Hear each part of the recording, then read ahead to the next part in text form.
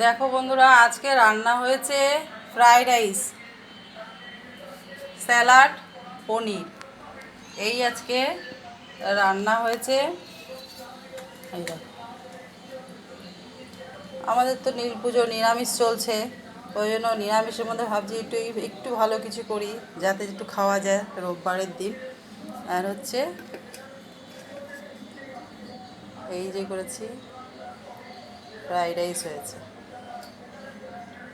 এই রান্নাই হয়েছে আজকে।